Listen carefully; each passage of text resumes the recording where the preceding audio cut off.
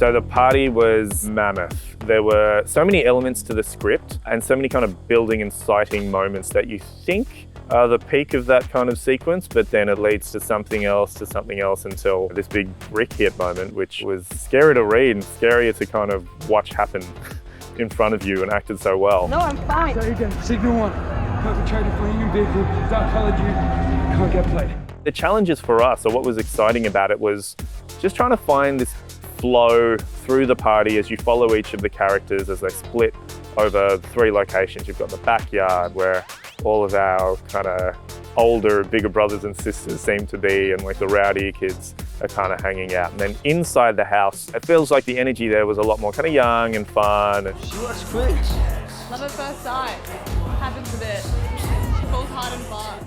Balancing those 2 worlds as well as the front yard, which is kind of where it all kicks off and that mini riot kind of happens, was challenging but also fun. It's a very high stakes scene. We mapped out everything in terms of where we were in relation to inside and the party and when the cops arrive, when Brad gets on the roof of the car and starts shouting. The storyboarding was really clear around when the brick gets thrown. We needed to really map out how that was going to work. The amazing thing was with 100 extras and everyone going wild, it actually felt like we were shooting a real life riot, and we just happened to have big film lights that lit it. Me and Tanya would speak about whose point of view you're on and passing the baton from character to character and getting that sense of danger and urgency throughout in a way that ultimately explodes in what will be the first red herring of a critical incident.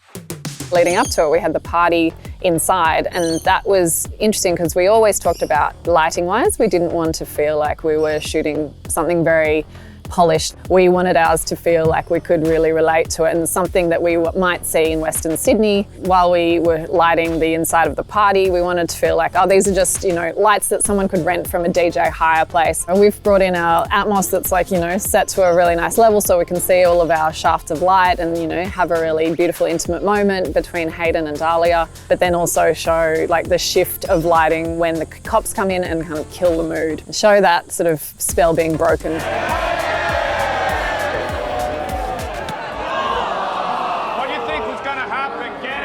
When you're watching it, hopefully you'll notice that it all does very much flip on a dime, which is very truthful and real to the police experience. Things can go awry very quickly. So we just wanted to make sure we were paying that justice.